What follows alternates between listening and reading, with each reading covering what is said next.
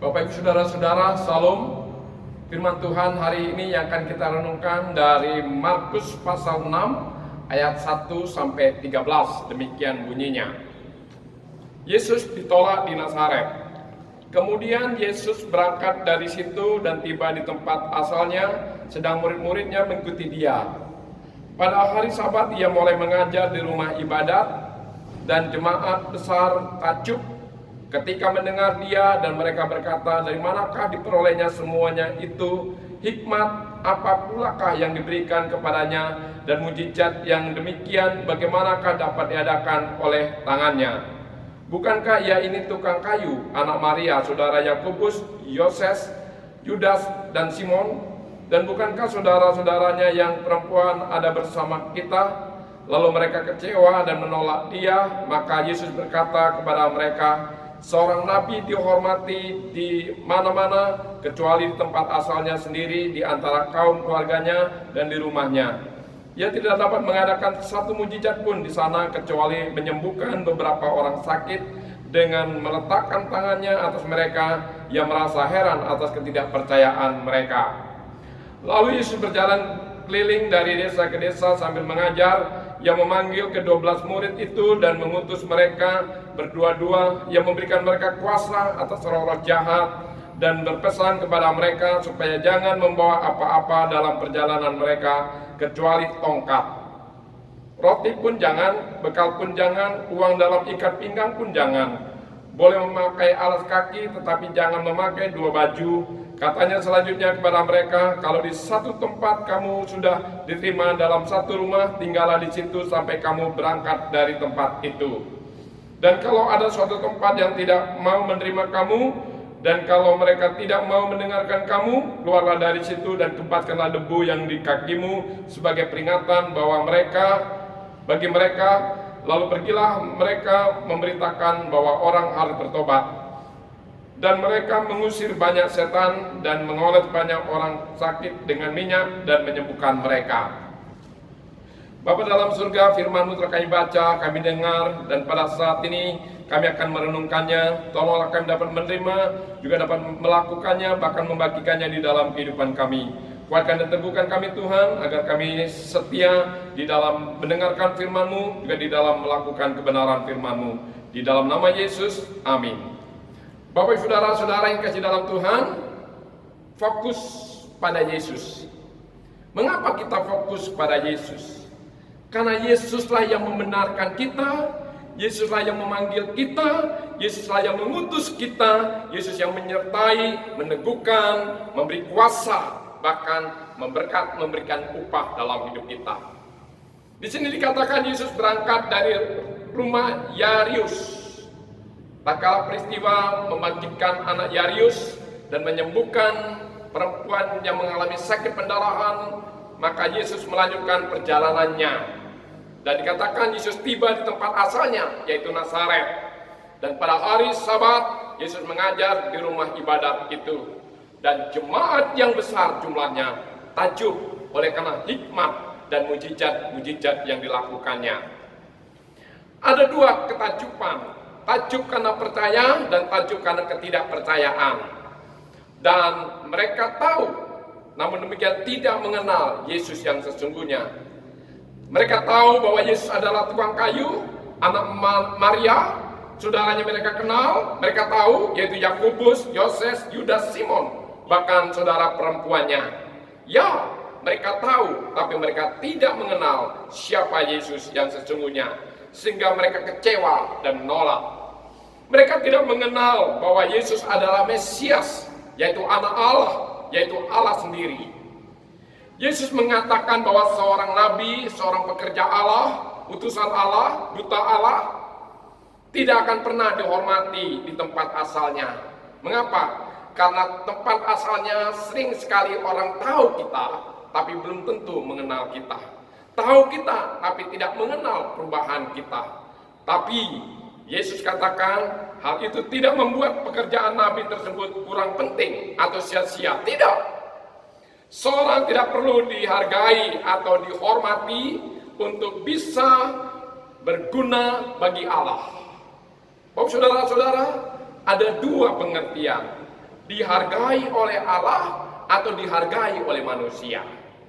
Kita bisa mendapatkan penilaian dari manusia 100, tapi di hadapan Allah 0. Tapi sebaliknya, di hadapan Allah kita dapat nilai 0, tapi di hadapan manusia kita dapat nilai 100.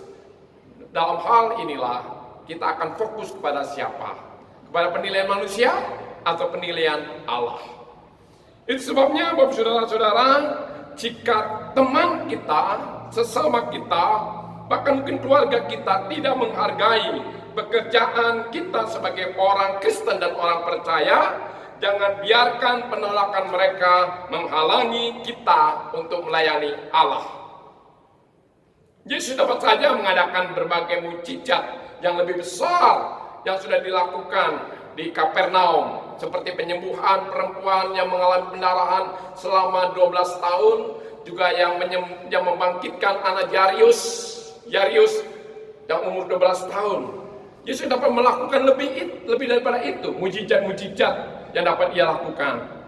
Namun, ia memilih untuk tidak melakukan itu karena kesombongan dan ketidakpercayaan orang-orang pada saat itu yang ada di daerah asalnya. Bapak saudara-saudara, kesombongan dan ketidakpercayaan itu sering sekali hadir bersama-sama, sejalan. Kesombongan seseorang menimbulkan ketidakpercayaan mereka. Mukjizat yang dilakukan kurang berpengaruh terhadap orang-orang itu karena mereka tidak menerima pemberitaannya atau percaya bahwa Yesus Kristus adalah Mesias. Yesus Kristus berasal dari Allah, bahkan Yesus Kristus adalah Allah sendiri, yaitu firman yang telah menjadi daging, roh yang telah menjadi manusia.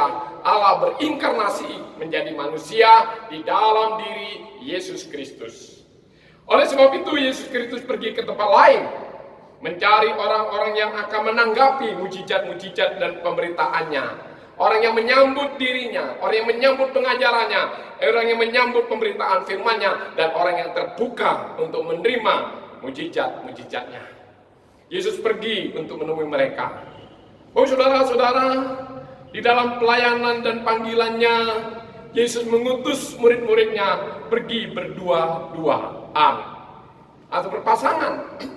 Mengapa ini dilakukan? Ada keuntungan dari pergi berdua-duaan. Pertama, mereka dapat saling menguatkan dan mendorong semangat satu dengan yang lain untuk terus tetap memelihara semangat di dalam panggilan dan pelayanannya sebagai murid Kristus. Yang kedua, mereka dapat saling menghibur ketika mereka ditolak. Yang ketiga, mereka dapat saling memberikan pengertian, memberikan nasihat satu dengan yang lain, dan akan membuat sedikit kesalahan-kesalahan. Karena semakin banyak masukan-masukan, semakin banyak nasihat-nasihat yang diterima, maka kesalahan-kesalahan dapat diminimalkan. Yang keempat, mereka dapat mengorbankan semangat satu sama lain untuk melawan kemalasan atau ketidakacuan, atau melawan keputusasaan. Itu sebabnya dua sangat penting dalam panggilan dan pelayanan sebagai murid Kristus. Kekuatan kita memang berasal daripada Allah, tetapi Allah memenuhi kebutuhan kita melalui kerjasama kita dengan orang lain. Ya, kasih karunia Allah, kebaikan Allah, anugerah Allah, dan kemurahan hati Allah sering sekali disalurkan melalui teman dan sahabat kita, sehingga mereka menjadi saluran anugerah Allah dan saluran kasih Allah. Itu sebabnya saat kita melayani Kristus, jangan berusaha melakukan dengan sendiri. Yesus memanggil, Yesus mengutus, dan Yesus memberi kuasa. Dikatakan jangan bawa yang lain kecuali tongkat. Tongkat adalah pemukul untuk melindungi atau alat pelindung. Tapi tongkat juga berbicara tentang tongkat gembala. Tongkat adalah simbol otoritas kuasa yang diberikan oleh Allah kepada orang yang diutusnya. Bagaimanapun juga maksud daripada semuanya ini adalah para murid harus pergi dengan segera. Jangan fokus kepada pintu yang sudah tertutup. Jangan fokus pada daerah yang sudah menolak. Jangan fokus kepada hati yang tertutup. Jangan fokus kepada penolakan manusia. Tapi murid-murid dipanggil untuk melihat daerah yang terbuka, melihat pintu yang terbuka, melihat hati yang terbuka, yang siap menyambut anugerah Allah, pemberitaan firman Tuhan, juga sambut mujizat Tuhan. Sering sekali Bapak Saudara-saudara, kita terfokus kepada pintu yang tertutup. Waktu kita, tenaga kita, pikiran kita tertuju pada pintu yang tertutup. Padahal di lain sisi, Tuhan telah membuka banyak pintu untuk saudara dan saya dalam pemberitaan firman-Nya, dalam anugerah-Nya, dalam bagi kasih-Nya, juga bagi mujizat-Nya. Itu sebabnya Bapak Saudara-saudara, para murid harus pergi segera. Jangan engkau fokus kepada pintu yang sudah ditutup, pada fokus daerah yang tertutup, jangan fokus pada hati yang tertutup, jangan fokus pada orang yang menolakmu. Tetapi engkau harus pergi, karena di sana Tuhan sudah membuka pintu bagimu. Tuhan sudah membuka daerah bagimu. Tuhan sudah membuka hati umat dan sesamamu untuk menerima anugerah Allah. Itu sebabnya para murid harus pergi dengan segera, tanpa banyak bekal. Dikatakan roti, uang, alas kaki, baju, itu adalah merupakan kebutuhan standar dalam perjalanan seseorang, juga dalam pelayanan. Bukan berarti kita tidak perlu roti, bukan berarti mereka tidak perlu uang, bukan berarti mereka tidak perlu alas kaki atau baju. Tetapi Yesus mengatakan percaya kepada pemeliharaan Allah dan bukan pada kemampuan mereka sendiri. Mengapa? Karena tempat itu Allah yang menyediakan. Yesus katakan, kebaskanlah debumu. Orang Yahudi yang saleh mengibatkan debu dari kaki mereka setelah melewati kota atau daerah orang bukan Yahudi, untuk menunjukkan keterpisahan mereka dari pengaruh dan perbuatan orang bukan Yahudi. Jika murid-murid mengebaskan debu dari kaki mereka setelah meninggalkan sebuah kota Yahudi, itu jelas menandakan bahwa mereka ingin tinggal terpisah dari orang yang menolak Yesus dan pemberitaan firman-Nya. Yesus memperjelas bahwa barang siapa mendengarkan Injil bertanggung jawab atas apa yang mereka lakukan terhadap berita itu. Kamu tidak salah. Kamu tidak salah. Murid-murid tidak akan dipersalahkan jika berita itu ditolak, selama mereka dengan setia dan cermat dan tekun dengan semangat menyampaikan beritanya. Kita tidak bertanggung jawab apabila orang lain menolak berita keselamatan dari Kristus, tetapi kita bertanggung jawab untuk menyampaikan Injil, kabar baik itu dengan jelas dan setia. Ya, secepat, setia, jelas, dan relevan. Setia pada Allah yang memanggil kita, setia pada Allah yang mengutus kita, setia pada Allah yang hadir untuk kita, setia pada Allah yang memberikan kuasa untuk kita, juga setia memberitakan firman, kebenaran, dan kehidupan. Itu sebabnya Bapak Saudara-saudara, masa saat ini pun sulit kondisi dan situasinya pada masa pandemi COVID-19 ini. Tapi panggilan Kristus tetap sama bagi saudara dan saya.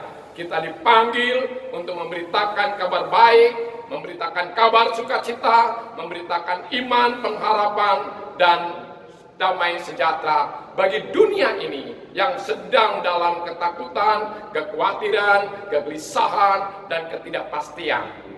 Dengan menyatakan bahwa Yesus yang kita imani, Yesus yang kita percayai adalah Yesus yang tetap sama. Kemarin, hari ini, bahkan sampai selama-lamanya. Dia tetap memanggil saudara, mengutus saudara di dalam panggilan dan pelayanan bagi kerajaannya. Tapi jangan takut, karena dia yang memanggil, dia yang mengutus, dia juga yang akan memperlengkapi, memberikan kuasa, meneguhkan, mengurapi, dan memberkati. Satu hal yang dituntut dari kita adalah kita setia melakukannya. Mari kita melakukan dalam lingkungan yang paling kecil, dalam keluarga kita, dalam persekutuan kita, dalam komunitas kita, juga di dalam pelayanan kita di tengah-tengah gereja Tuhan. Sehingga melalui kehidupan saudara dan pelayanan saudara, maka Allah akan menyatakan kuasanya, kasihnya, dan mujizat-mujizatnya bagi orang-orang yang di sekitar kita yang memang terbuka hatinya untuk menerima anugerah Tuhan. Sehingga pada akhirnya saudara sebagai orang percaya, sebagai murid Kristus, dipakai oleh Tuhan menjadi saluran anugerahnya. Lakukanlah dengan setia, sepenuh hati, tulus dan ikhlas, selebihnya Allah yang akan mengenapi. Lakukanlah bagianmu, maka Roh Kudus yang akan menentukan. Maka dengan demikian kita dapat menyaksikan, mengalami, menerima anugerah Allah demi anugerah Allah, dan mujizat demi mujizat. Tuhan Yesus memberkati. Salam. Mari kita berdoa. Tuhan, terima kasih untuk firman-Mu hari ini. Ajari kami untuk setia melakukan bagian kami, dan ajari kami juga untuk percaya dan mempercayakan yang merupakan bagian-Mu. Sehingga di dalam panggilan dan pelayanan ini, kami bekerja bersama-sama dengan teman dan sahabat. Juga kami bekerja bersama-sama dengan Tuhan. Sehingga kami dapat menghadirkan kebaikan-kebaikan untuk Tuhan dan kebaikan-kebaikan untuk sesama, memuliakan Tuhan, mengagungkan Tuhan, dan membesarkan nama Tuhan, dan memberikan kesenangan, kegembiraan bagi orang-orang yang kami layani, karena mereka juga mengalami anugerah demi anugerah dan mujizat demi mujizat oleh karena kuasa dan kasih Tuhan yang dulu sampai sekarang tidak pernah berubah. Terpuji nama-Mu, dalam nama Yesus, amin.